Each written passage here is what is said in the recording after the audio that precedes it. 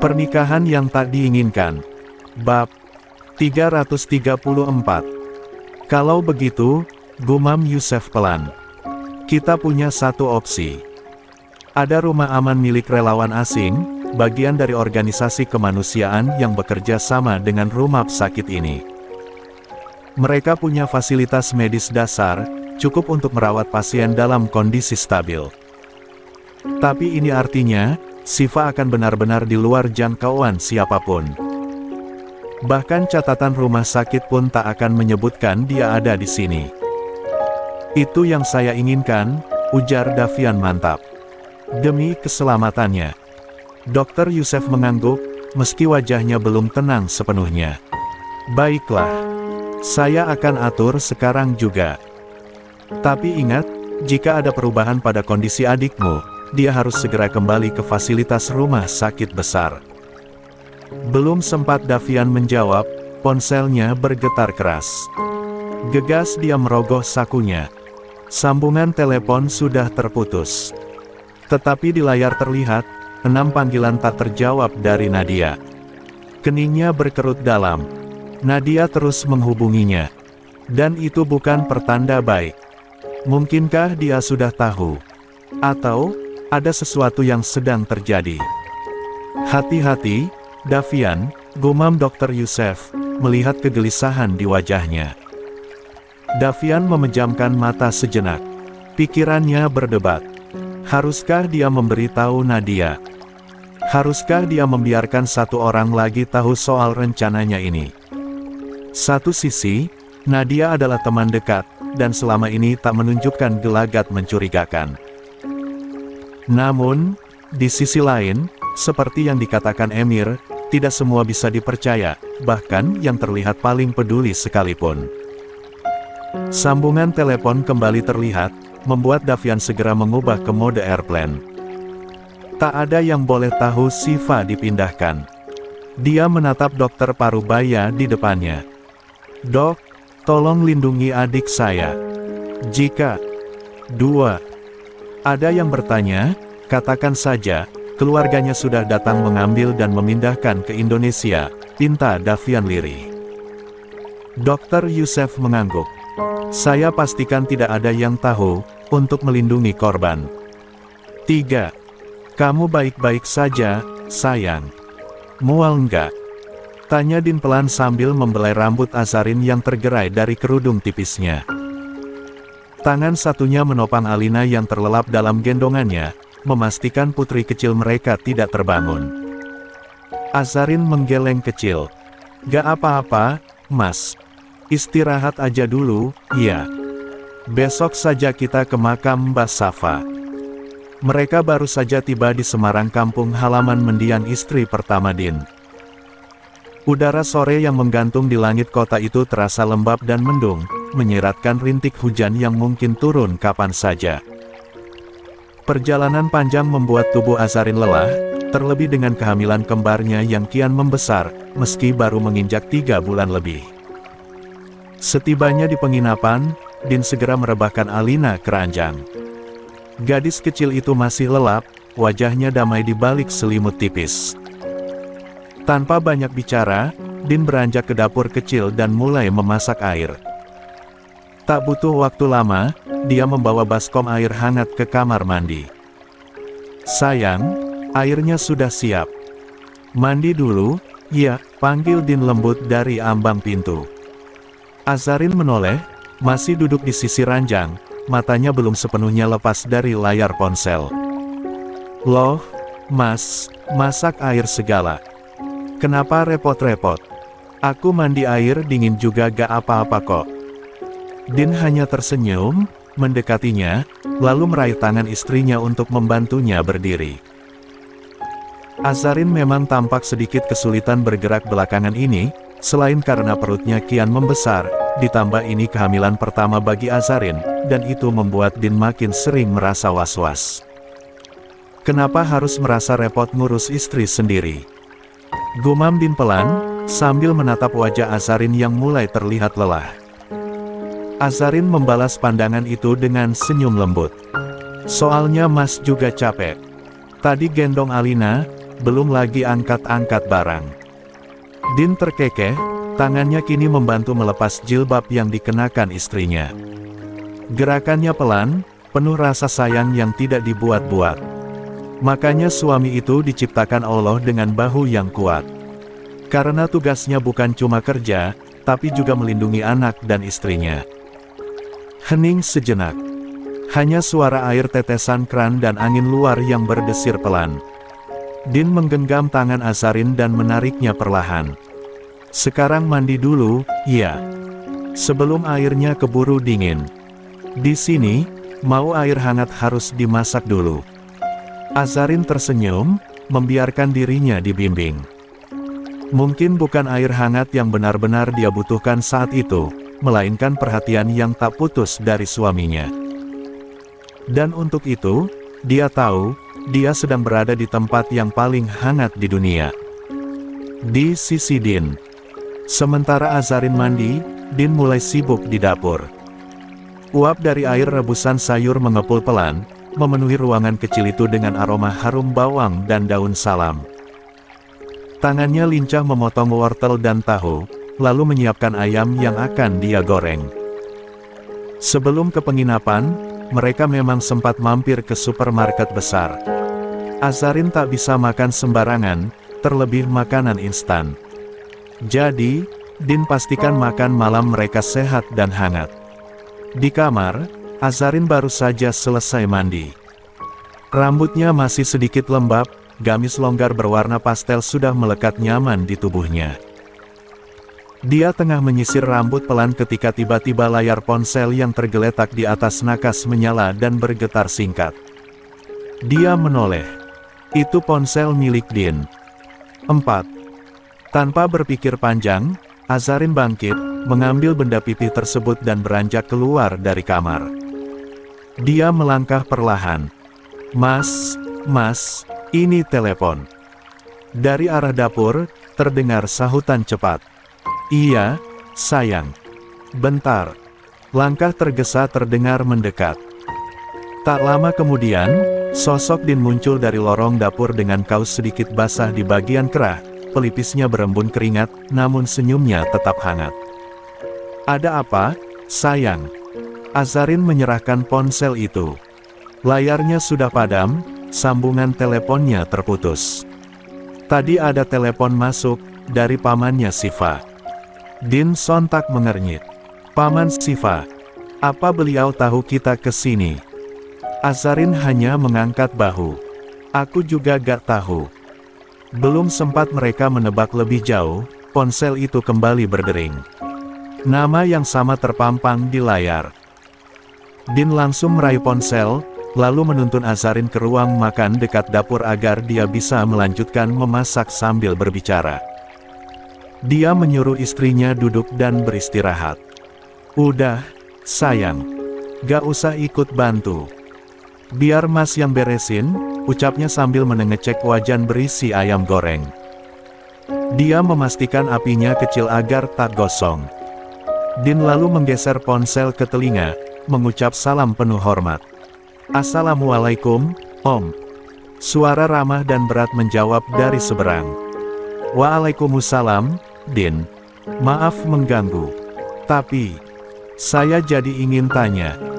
Kenapa ya, dari 2 hari lalu nomor Siva tidak bisa dihubungi? Saya coba hubungi Davian, katanya Siva sibuk dengan kuliahnya. Tapi setelah itu, nomor Davian juga ikut mati. Saya khawatir, Nak. Apa ada yang terjadi di sana? Din membeku sejenak. Tangannya, yang tadi sibuk membalik ayam, kini berhenti menggenggam spatula. Api kecil terus menyala pelan di bawah wajan. Matanya mengarah ke jendela kecil di dapur, di mana mendung makin menggelap.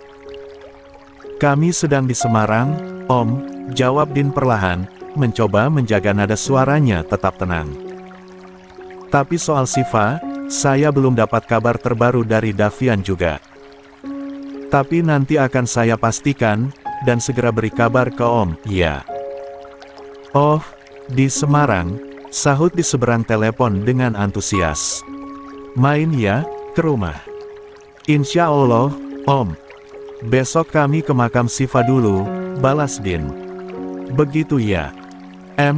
Kalau begitu saya minta tolong, Nak Din.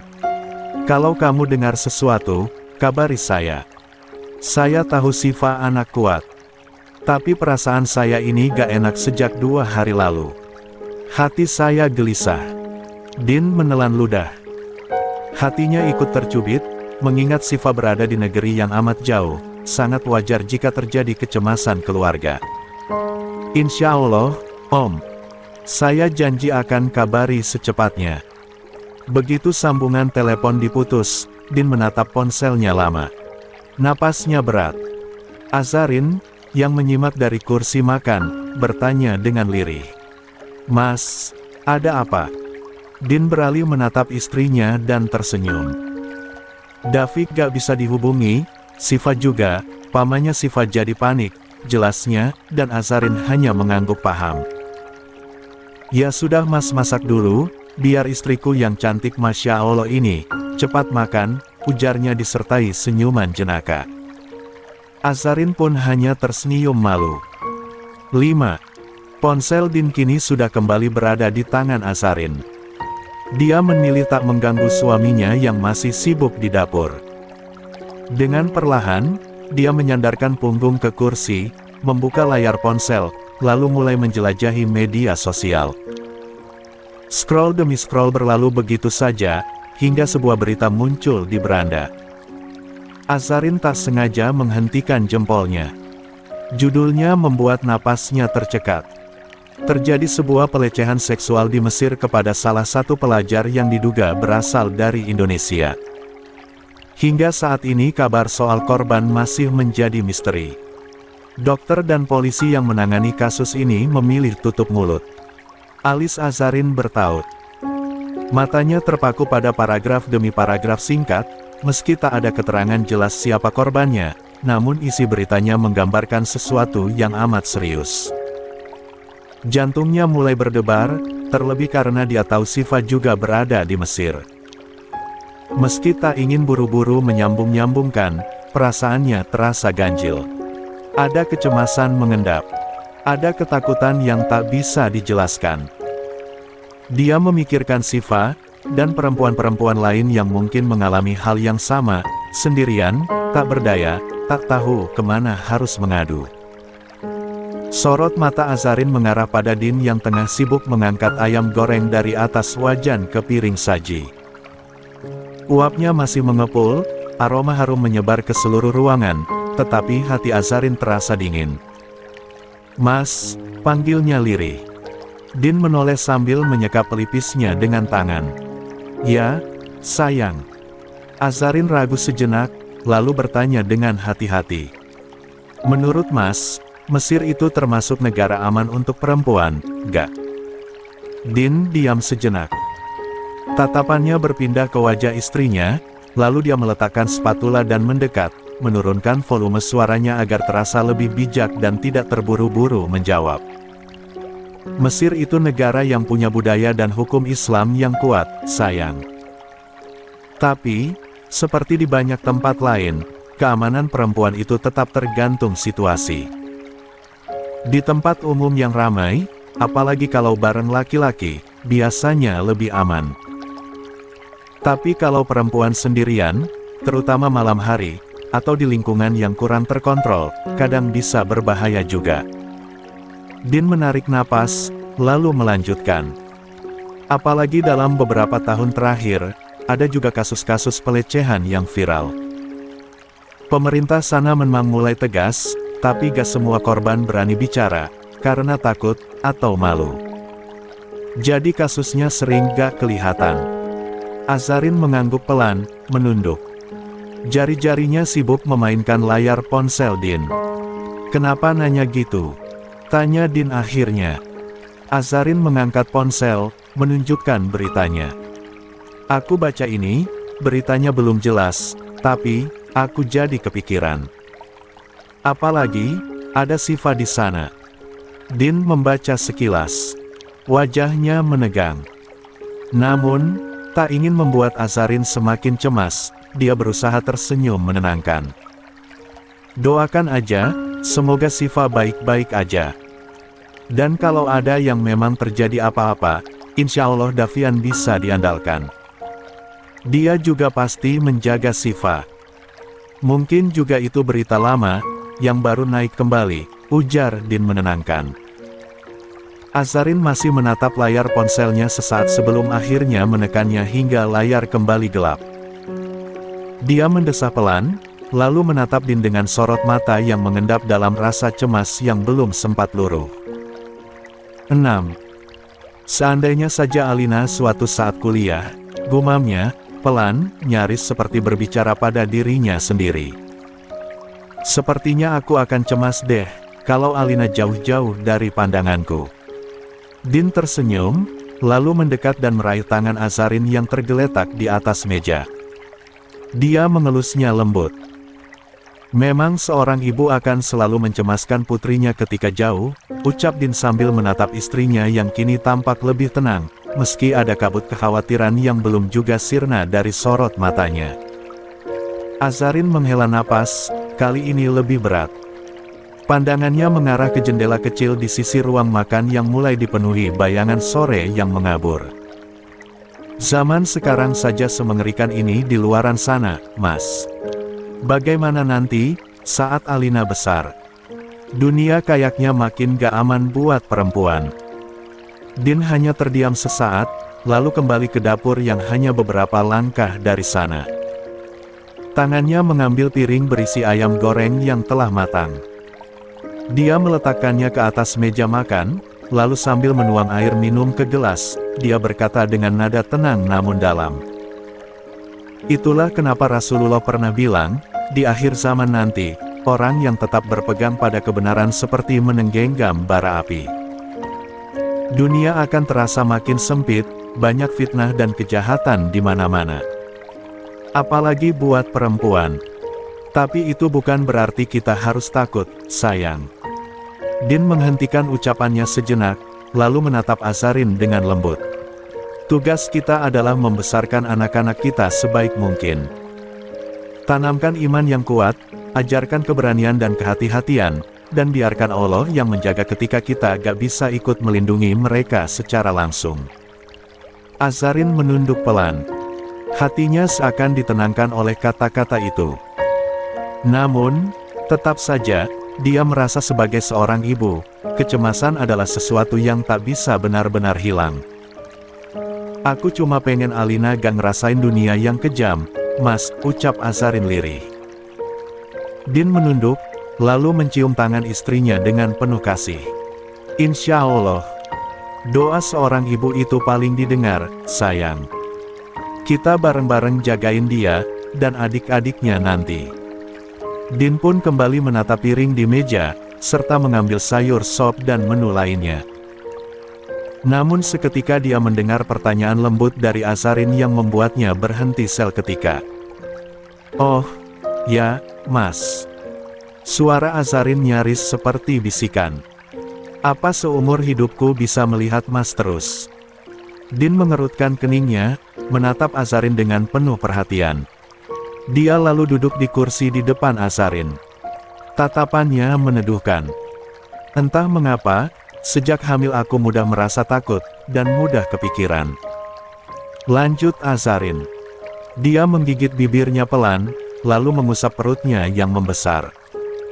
Contohnya tadi, aku gak sengaja lihat di aplikasi, kisah seorang istri yang sedang hamil, ditinggal suaminya waktu dia nungguin kelahiran anak mereka. Baca judulnya aja aku langsung overthinking. Din tersenyum kecil, lalu terkekeh ringan, bukan karena meremehkan, tetapi karena mengerti sepenuhnya gejolak hati istrinya. Sayang, katanya lembut, sambil menggenggam tangan Azarin. Kamu ini ya, suka banget bikin skenario tragis di kepala sendiri. Azarin mengerucutkan bibirnya, malu, tapi tak membantah. Dia memang mudah terpengaruh oleh cerita-cerita seperti itu, apalagi sejak kehamilan ini membuat emosinya sering naik turun. Din menarik napas pelan, lalu memandang Azarin dalam-dalam. 7. Maut itu rahasia Allah, sayang. Tidak ada yang tahu siapa yang akan lebih dulu berpulang. Tapi yang pasti, setiap napas yang kita punya saat ini adalah waktu yang Allah kasih, untuk saling menjaga, saling mencintai, dan saling menguatkan. Azarin menunduk, suaranya tercekat. Aku cuma takut kehilangan. Din mengangkat wajah istrinya perlahan dengan jemarinya yang hangat. Aku juga takut kehilangan kamu, ucapnya jujur. Tapi ketakutan itu justru jadi alasan kenapa aku pengen setiap hariku bareng kamu, bahagiain kamu, jagain kamu, dan doain kamu. Supaya kalau nanti waktu itu tiba, kita bisa tenang. Karena tahu, kita udah ngasih yang terbaik buat satu sama lain. Air mata Azarin menitik pelan, tetapi senyum tipis juga menghiasi wajahnya. Din berdiri, lalu mengecup kening istrinya dengan sayang. Jadi, selama Allah kasih waktu, aku akan terus ada di sini. Untuk kamu, dan anak-anak kita. Davian pun mengambilkan piring untuk Azarin dan mengisikan makanan. Sekarang istri cantikku makan dulu, nanti kalau malam, makan lagi. Biar makin gemoy, ucap Din menghibur, membuat Azarin refleks memanyunkan bibirnya. Din pun hanya terkekeh, dan mengecup singkat bibir istrinya. Malam sudah beranjak. Di kamar sederhana yang diterangi lampu temaram, Azarin masih berselimut mukena putih usai salat Isya. Bibirnya bergetar lirih, melantunkan ayat-ayat suci Al-Quran yang kini terbuka di pangkuannya. Suaranya nyaris tak terdengar, tetapi damainya terasa sampai ke dinding-dinding kamar. Sementara itu, Din baru saja melipat sajadah usai salat Isya, segera mengambil ponselnya di atas nakas. Sayang, aku ke ruang tengah dulu, ya, bisiknya lembut sambil mengusap pundak Azarin. Mau coba hubungi Davian? Azarin hanya mengangguk, masih larut dalam tilawahnya. Din melangkah perlahan keluar kamar, menutup pintu rapat-rapat agar tak mengganggu ketenangan istrinya. Di ruang tengah yang redup, Din mencoba menelpon Davian untuk kesekian kalinya. Masih sama tidak aktif. Napasnya mengembus panjang. Hilang kemana, sih, kamu, Dek, gumam Din pelan. Tak mau berlarut, Din lantas membuka kontak lain. Yusuf, salah satu teman Davian, yang sempat dia simpan nomor ponselnya saat dia berkunjung ke Mesir beberapa tahun yang lalu. Dia menekan tombol panggil. Suara sambungan terdengar berdering cukup lama, hingga akhirnya tersambung. Halo, Yusuf. Suara Din terdengar sedikit tergesa. Halo, Assalamualaikum, Kak Din, sahut Yusuf dari seberang, terdengar sopan namun agak ragu. Waalaikumsalam. Maaf ganggu, tapi, kamu tahu di mana Davian? Nomornya gak bisa dihubungi dari tadi. Davian. Sepertinya lagi sibuk, Kak. Din langsung menangkap nada ragu dalam ucapan Yusuf. Dia menajamkan suaranya, meski tetap terdengar tenang. Yusuf, kamu yakin? Nada kamu gak meyakinkan. Aku tahu kalian dekat. Tolong jangan sembunyikan apapun dariku. Suara di seberang telepon terdiam sejenak. Lalu akhirnya Yusuf mengembuskan napas, menyerah pada desakan kakak yang cemas. 8. Terakhir aku lihat Davian itu, sore 2 hari lalu. Di depan masjid kampus. Waktu itu dia bareng Emir, ucap Yusuf lirih. Din langsung duduk lebih tegak. Lalu, setelah itu Emir balik ke asrama. Tapi, Davian gak. Emir hanya katakan jika Davian pergi menyelesaikan urusan penting. Sejak saat itu, dia gak kelihatan lagi. Gak balik ke asrama. Aku sama Emir udah coba hubungi juga, sama hasilnya, Kak. Gak bisa dihubungi. Mata Din langsung membulat. Napasnya memburu. Kamu bilang, 2 hari.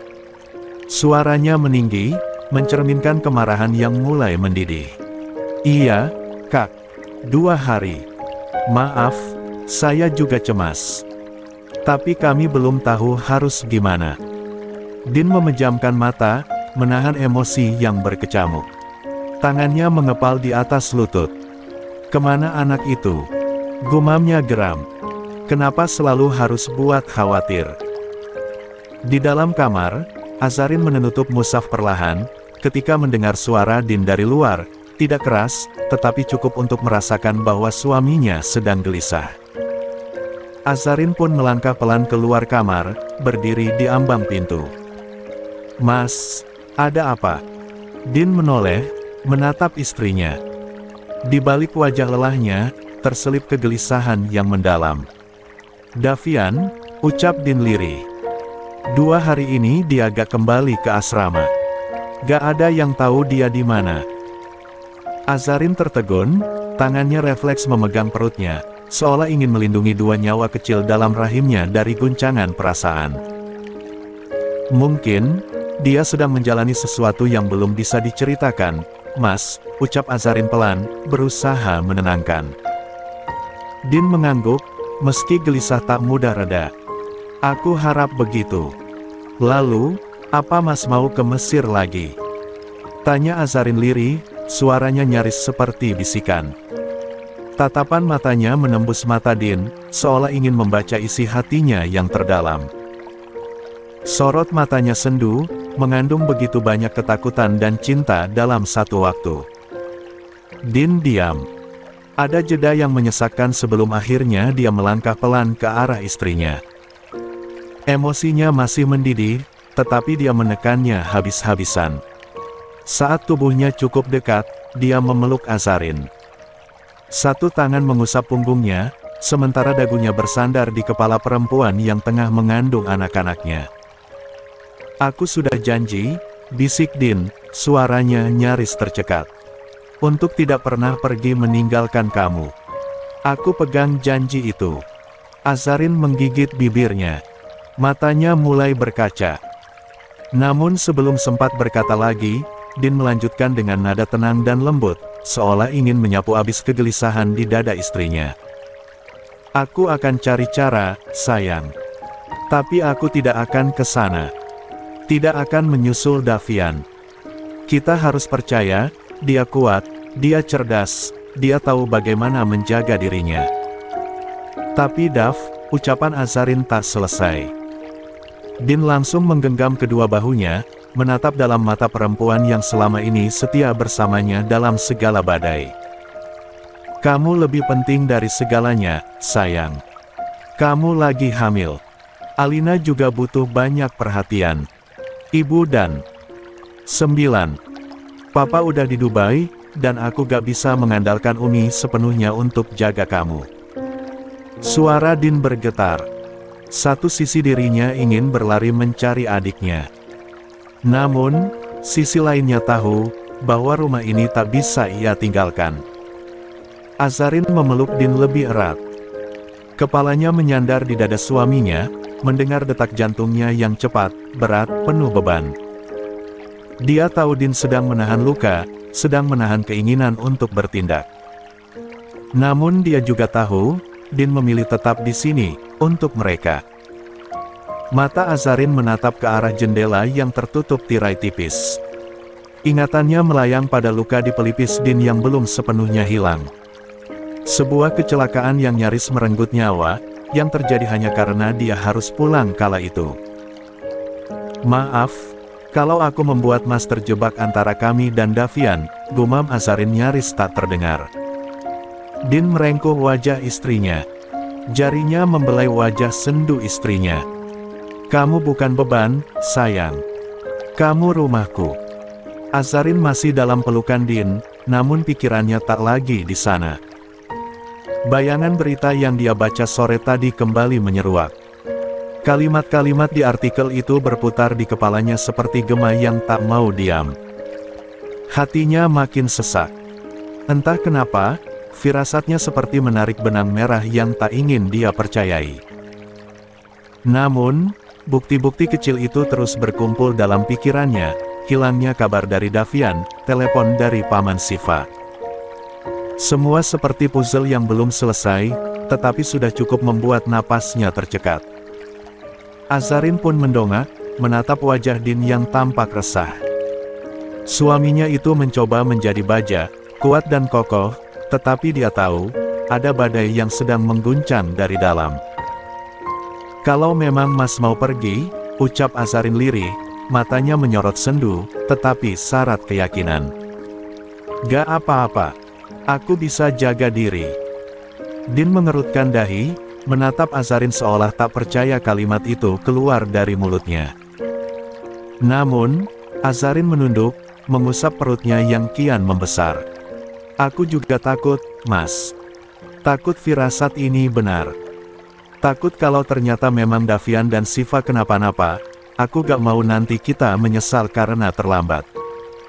Din terdiam. Hatinya berperang. Dia tahu betul apa yang sedang dipertaruhkan.